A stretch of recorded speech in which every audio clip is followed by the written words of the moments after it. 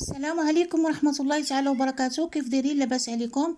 نتمنى ان شاء الله تكونوا بخير وعلى خير وفي احسن الاحوال.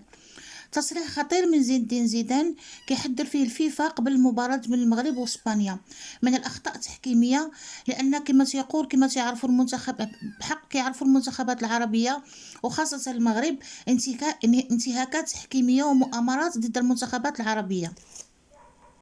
وكما كيتذكروا جميع إقصاء المنتخب المغربي من مونديال فرنسا في 1998 لأنه تعرض للظلم من الحكم والمؤامرة ديال البرازيل. لولاها لكان المنتخب سيصير بعيدا في المونديال ديال روسيا، لان المنتخب ديالنا في ديك السنه كان افضل الاجيال في ذاك الوقت. وكما تيقول وانا اعلم جيدا بلي هذه المباراه كانت في دور المجموعات، اما هذه المباراه في المونديال 2022 بين المنتخب الاسباني والمنتخب المغربي فهي مباراه فاصله، وعلى الحكم اخذ الحيطه والحذر من اي انتهاك او خطا او مؤامره ضد المغرب، وعليه ان يكون نزيها في هذه المباراه وعادلا بين المنتخبين. وأنا أظن أن المنتخب المغربي سيفعل شيء مشرف في هذا المونديال كأس العالم في قطر 2022، ومن الممكن الوصول إلى الدور الرابع، ولكن أن لا يتعرض هذا المنتخب يعني المنتخب المغربي لأي مؤامرة تحكيمية أو تحجيم المنتخب المغربي بكثرة وسرعة الإنذارات خلال الشوط الأول. وكيقول زين الدين زيدان: وأنا سأحضر المباراة من المدرجات وأرى ما يقع لدعم المنتخب المغربي لهذه المباراة لأنه يستحق ذلك، وكنتمنى للمنتخب المغربي الانتصار والتفوق لأنه يمثل الدول العربية والقارة الإفريقية في المونديال، ويدعو الكل بالدعاء للمنتخب المغربي بالتفوق والمضي قدما.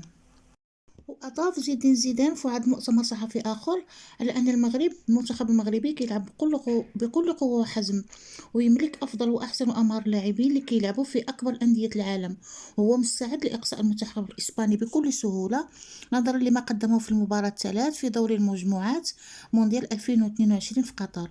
وقد كان من الممكن الانتصار على الإسبان في مونديال روسيا 2018، لكنه تعرض لمؤامرة من طرف الحكم الذي كان منحازا لجهة الإسبان.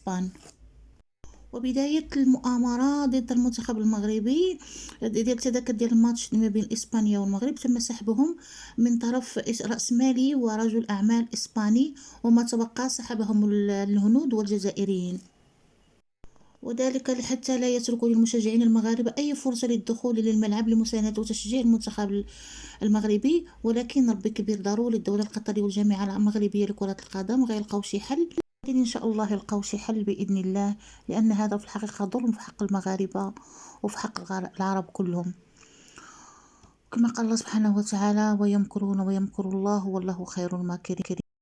والسلام عليكم ورحمة الله تعالى وبركاته. نتمنى إن شاء الله ديروا لايك واشتراك ودعم للقناة إن شاء الله، وتحياتي للجميع، والسلام عليكم ورحمة الله.